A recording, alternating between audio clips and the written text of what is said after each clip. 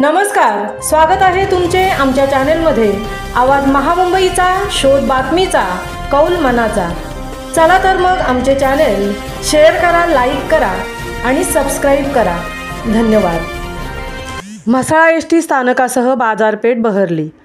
4 महिन्यांच्या प्रतीक्षेनंतर बस सेवा पूर्ववत सुरू। बाजारपेठेतील पादचाऱ्यांचे हित वाहतूकदारांनी जपावे, म्हसळा पोलिसांचे आवाहन। म्हसळा एसटी स्थानक ते नवानगर असा केवळ अर्धा किलोमीटर अंतराचा कॉन्क्रीट रस्त्याचे नूतनीकरण व गटार बांधण्याचे काम मागील 4 महिन्यांपासून कार्यान्वित होते। अरुंद रस्ता आणि अतिक्रमण यामुळे नगरपंचायत अकार्यक्षम ठरत असल्याने बांधकाम विभागाने या कामासाठी तब्बल 4 महिने घेतले।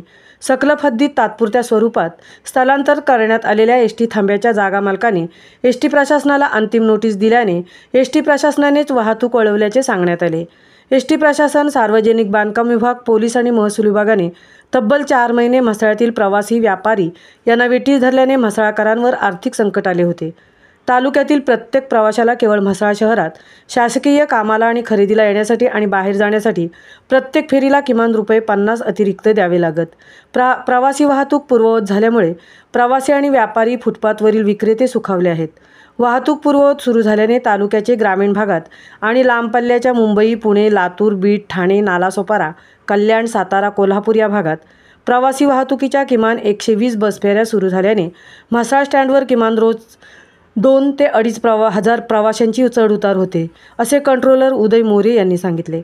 प्रवासी वाहतूक पूर्ववत सुरू झाल्यामुळे पोलिसांनी विशेष सतर्कता घेतली असून ओव्हरलेन पार्किंग, अरुंद रस्त्यावरील पार्किंग, रिक्षा स्टँड व्यतिरिक्त पार्किंग, अनलोडिंगसाठी ट्रक पार्किंग याबाबत काटेकोर अंमलबजावणी पोलीस प्रशासन करणार आहे। यावेळी बाजारपेठेतील ग्राहक, ज्येष्ठ नागरिक, महिला ग्राहक यांची विशेष काळजी घेणार असल्याचे आवाज महामुंबईजवळ वार्तालाप करताना सहाय्यक पोलीस निरीक्षक संदीप कहाळे यांनी सांगितले। आवाज महामुंबईचा चॅनेलसाठी संजय खांबेटेंसह तृप्ती भोईर, म्हसळा।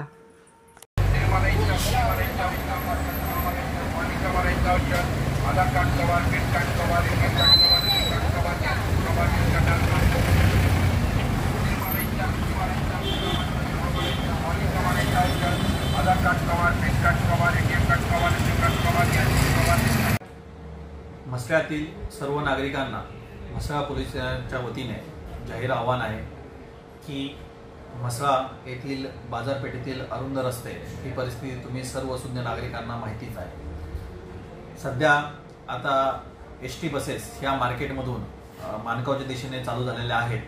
त्या अनुषंगाने आपल्या रस्त्याच्या एकंदर परिस्थितीची हे बघता आपण सर्वांनी आपल्या ज्या खरेदीनिमित्त येणाऱ्या 2 व्हीलर्स, 4 व्हीलर्स आणि ह्या व्यवस्थित रस्त्याच्या कडेला व एकाच्या पाठी एक अशाच पार्क कराव्यात।